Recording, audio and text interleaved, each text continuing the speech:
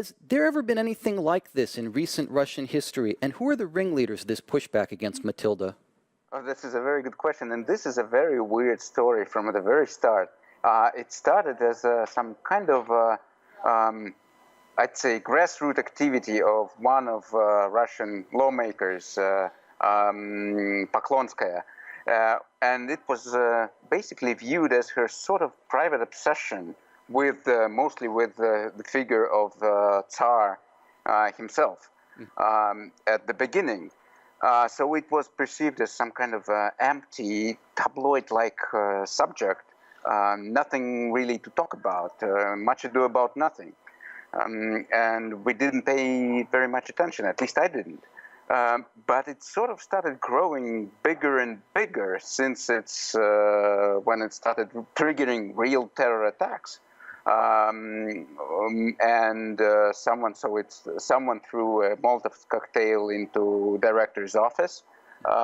Then there was a truck who rammed into a movie theater in Yekaterinburg. Then there was a couple of cars were burned down in Moscow, if I'm correct. And then, as you already mentioned, the big movie chains actually refused to screen the film, and this is when it obviously moved to some other stage. It's like one of the most important political, social things going around here in Russia now.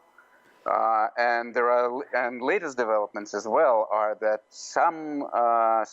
these Orthodox believers, as you mentioned, these activists, which call themselves, if I'm correct, Christian state, which is for me a clear reference to Islamic State, of course.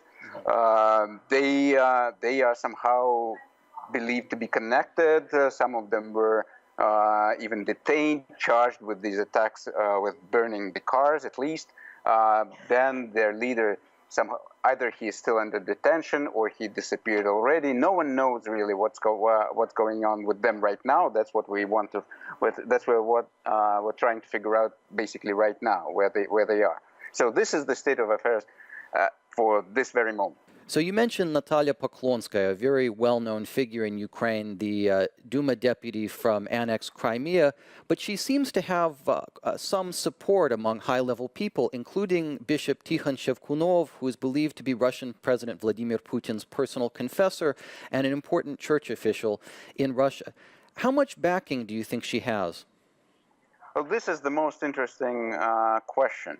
And we know, for example, that, well, at least we assume that Vladimir Putin doesn't really pay very much, at least he didn't pay very much attention and didn't really care about the whole thing. He was giving his comments a few weeks ago.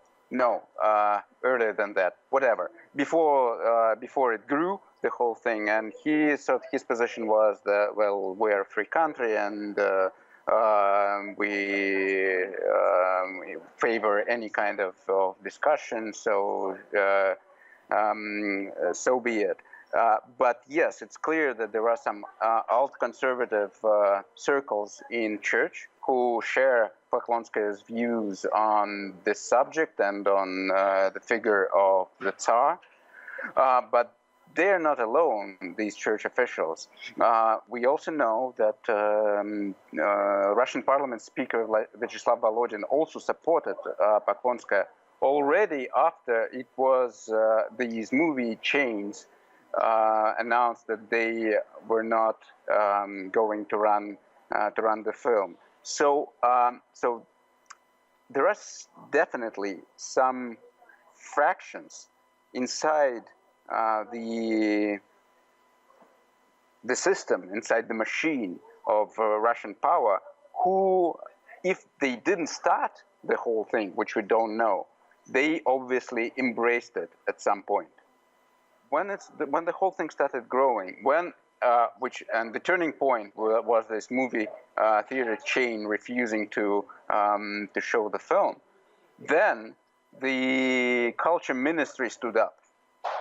And actually said that it's a shame, that it's going all the wrong way, that something has to be done. So the position of Russian state in the face of Minister of Culture, Medinsky, was quite outspoken and was quite clear. If they will still not show it, this movie theater chains, this will be a very important thing, which could trigger some other complications for art industry, of course, and for the whole atmosphere, climate of censorship and pressure.